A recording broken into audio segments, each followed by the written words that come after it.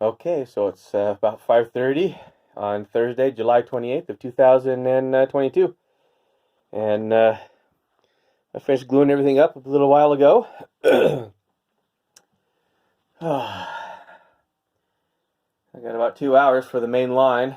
But hopefully I think I can last all night long without turning anything on. We'll see how that goes.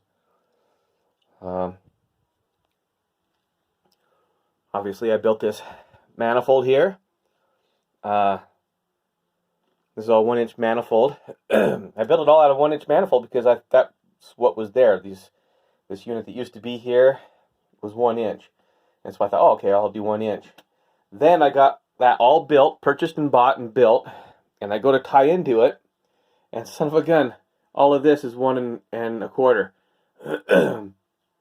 If I had known this was 1 1/4, if I had paid attention, I'd have made this entire manifold out of 1 1/4 pipe, and it would have been a nice 1 1/4 manifold instead of just 1 inch. But now it's 1 inch. But anyway, I had to had to tie into here. There used to be a 90 degree there. I took the 90 degree out. Had to rebuild everything from the threads over. That's my worst part, because if that thing is leaks, then I have to take the whole thing and just let most of this has to come back out and be rebuilt, which means another 30 40 bucks. So I put a drain on here. Didn't have a drain before, but now it does. So the whole system can be drained. Also, underneath this part of the manifold, each individual system can be drained. So I'm planning on, this is the house A, and I'll probably put this house B. This one is temporarily up to the faucets that go outside, but eventually it will either be the sprinkler system or the, what do I call those things? I can never remember. Frost-free hydrants. So I want one of these will be frost-free hydrants, and one of them will be the sprinkler system. I don't know which one, but probably, I don't know. Maybe over here I'll do frost-free faucets, and then I'll do the house A, house B, and sprinkler system when it's all said and done. But I gotta cut holes in the wall, and before I do that, I gotta dig all the way down. But anyway, everything's glued up. Wish me luck. Hopefully when I turn the water all on, I will have no leaks.